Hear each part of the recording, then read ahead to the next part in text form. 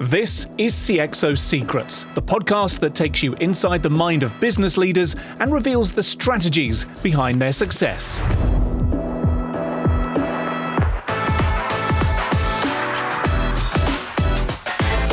CXO Secrets is powered by EDS, going beyond connections. Find out about upcoming C-level events, experiences and insights at edsxevents.com. There's a question that we put to everybody who comes on the show. What is your secret? We ask guests to put their modesty to one side for a moment and share what key attribute they believe has enabled them to get to where they are today. And let me tell you, our guests aren't backwards in coming forwards.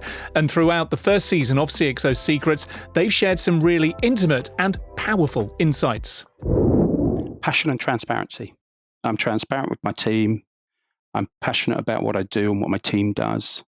The key one for me is the fault stays with me. You know, if you're exploring, if you're trying something new, if we're breaking new ground, mistakes are going to happen. You're not to blame. I am, because I pushed you too far and mistakes happen.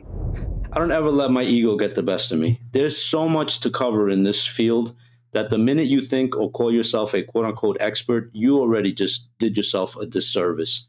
I've been doing this 32 years. I'm pretty good at certain things. I don't consider myself an expert. So when I hear people call themselves experts, I just kind of chuckle, because are you really?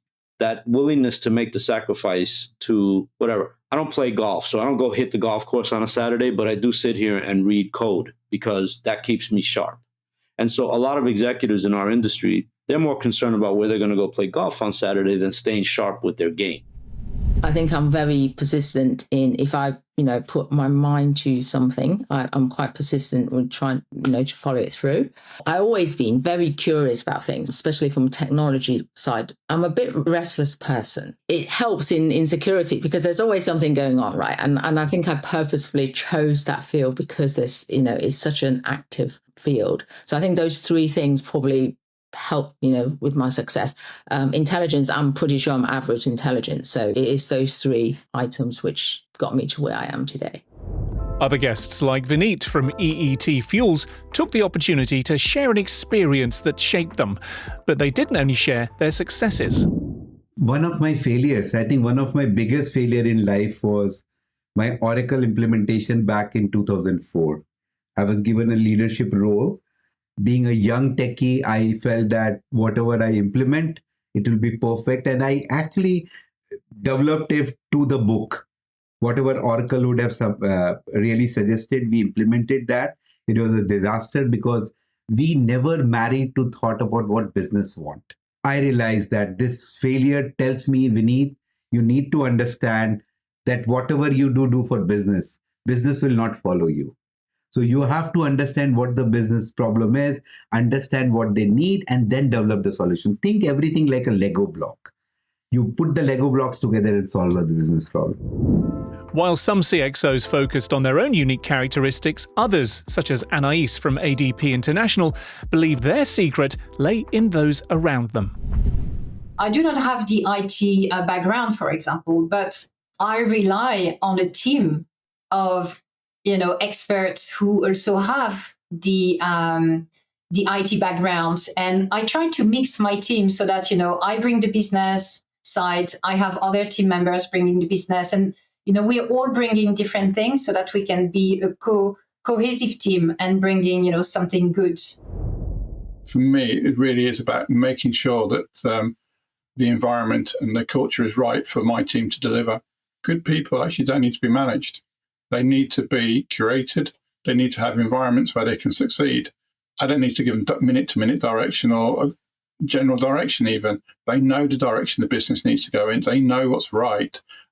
They just need it to have that capability, that opportunity to make sure that they can deliver.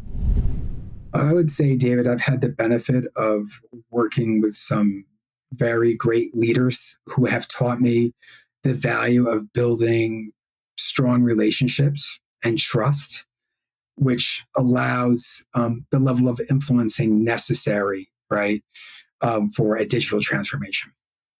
So I've been very fortunate that way. And I think in addition to that, I've worked with great teams underneath me where we have a culture such that if they disagree on direction or have a better idea, they feel comfortable raising their hand and voicing that, right? Which has definitely yielded better outcomes that I ever could have gotten on my own.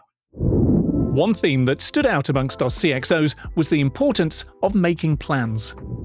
So I would recommend really is to set short-term goals. Being open to new challenges and challenging yourself, setting a little goal for the next, 1 year, 2 year, 5 years, 10 year. And then as things get closer, map that out more intricately, write out more details, write it down, be organized with it. Nobody accidentally in general becomes a millionaire. We plan for success. And so if we want to be successful, we have to make that a plan. David, I think that's really simple, and that's anticipating the next ask.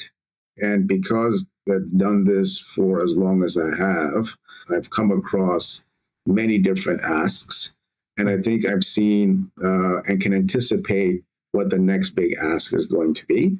And then therefore already be prepared to deliver on that. I think Mike Tyson has a saying I really like. Everybody has a plan until they get punched in the mouth. So I really like that one. And I think it's mainly battle scars, right? I think I've just seen a lot, not as a CISO, but as a consultant.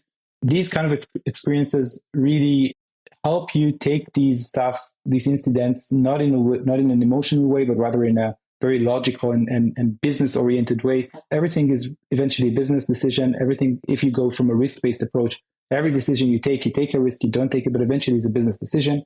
And if you're able to remove all emotions from these decisions, then I think you can really reach the right decisions for you eventually from a logical perspective. Season 1 of CXO Secrets has seen us discuss everything from the art of ransomware negotiation to customer centricity and leadership in the age of AI. If you have a unique perspective to share and would like to be part of the conversation shaping the future of business, leadership and technology, then do get in touch. CXOsecrets@edsxevents.com. That's all for now. More episodes of CXO Secrets coming up soon.